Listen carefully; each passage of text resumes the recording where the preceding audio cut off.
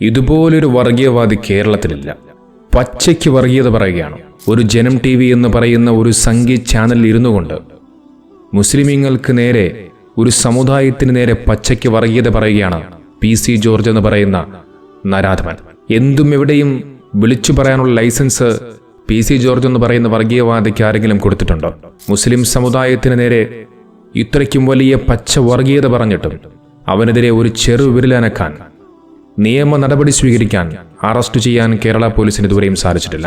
നോക്കൂ, ഞാൻ പറഞ്ഞു വരുന്നത്, കഴിഞ്ഞ ദിവസം PC ജോർജ് എന്ന് പറയുന്ന തനി വർഗീയവാദി സംഗീത ചാനലായ ജനം TVയിൽ ഇരുന്നു കൊണ്ട് ഒരു ചാനൽ ചർച്ചയ്ക്കിടെ കുറെ വർഗീയ പരാമർശങ്ങൾ നടത്തി.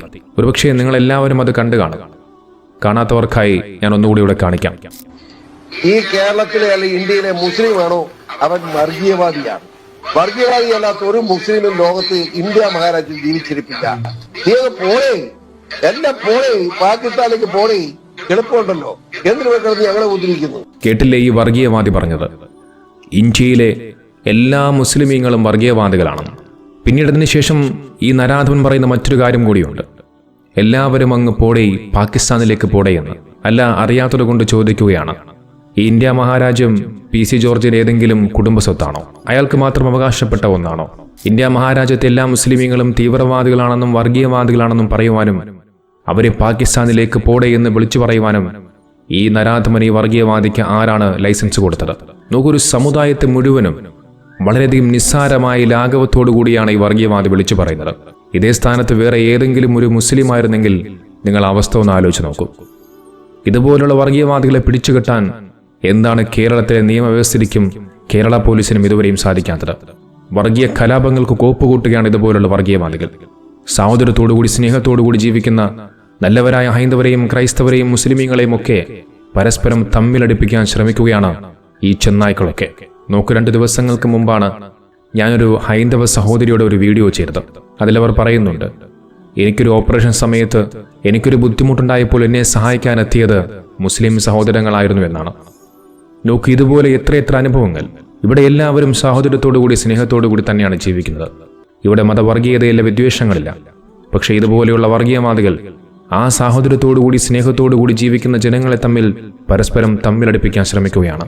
ഇത്തരം വർഗീയവാദികളുടെ സ്ഥിരം ഒരു പ്രവണതയുണ്ട്. വായു തോന്നുന്നത് എന്തും അങ്ങ് വിളിച്ചു പറയും.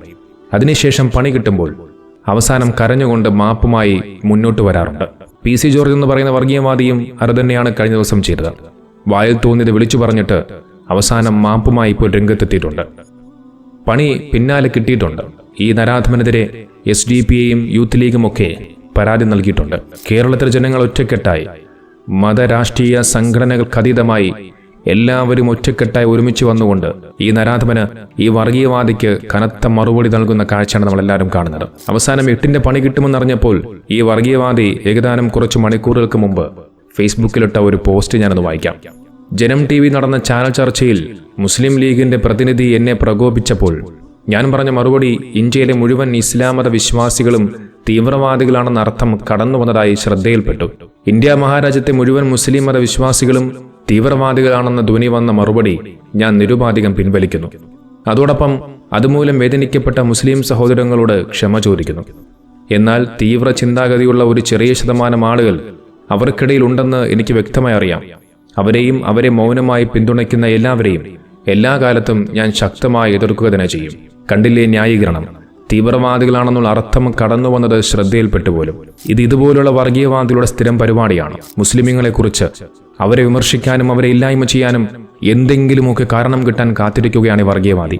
നിങ്ങൾ നോക്കൂ, മണിപ്പൂരിൽ ഇതേ PC ജോർജ് വിശ്വസിക്കുന്ന സ്വന്തം മതത്തിൽപ്പെട്ട നിരവധി ആളുകൾ, നിരവധി ക്രൈസ്തവ സഹോദരങ്ങൾ മണിപ്പൂരിൽ കൊല്ലപ്പെട്ടിട്ടും അതിനെക്കുറിച്ചൊരു അക്ഷരമിണ്ടാൻ ഈ വർഗീയവാദിക്ക് നാവില്ലായിരുന്നു. അവനാണിപ്പോൾ മുസ്ലിമീങ്ങളുടെ മേക്കെട്ട് കയറാൻ വരുന്നത്. നോക്ക്, ഇന്ത്യ മഹാരാജ്യം ആരുടെയും കുടുംബ സ്വത്തല്ല. ഇവിടെ ഇന്ത്യയിൽ ജനിച്ചു വീണ എല്ലാവർക്കും അവകാശപ്പെട്ടതാണ് ഇന്ത്യ രാജ്യം. അവർ ജനിച്ച ഭൂമിയാണത്, അവർ ജനിച്ചു വീണ മണ്ണാണത്. ഇന്ത്യയുടെ സ്വാതന്ത്ര്യത്തിന് വേണ്ടി പോരാടി മരണപ്പെട്ടു പോയ രക്തസാക്ഷികളായി മാറിയവർ, അതിൽ ക്രൈസ്തവരും ഹൈന്ദവരും മുസ്ലിമീങ്ങളുമുണ്ട്. എല്ലാ മതസ്ഥരും അവർ തോളോട് തോൾ ചേർന്നുകൊണ്ട് ഒറ്റക്കെട്ടായി നേടുത്തുന്ന സ്വാതന്ത്ര്യമാണ് നമ്മുടെ ഇന്ത്യ രാജ്യത്തിന്റെ സ്വാതന്ത്ര്യം. അതുകൊണ്ട് തന്നെ ഇന്ത്യ രാജ്യം അതെല്ലാവർക്കും അവകാശപ്പെട്ടതാണ്. ഇതുപോലുള്ള വർഗീയവാദികളെ തൊട്ട് അല്ലാഹു സുബ്ഹാനഹു വ തആല നമ്മെയും നമ്മുടെ നാടിനെയും ജനങ്ങളെയും കാത്തുരക്ഷിക്കുമാറാകട്ടെ.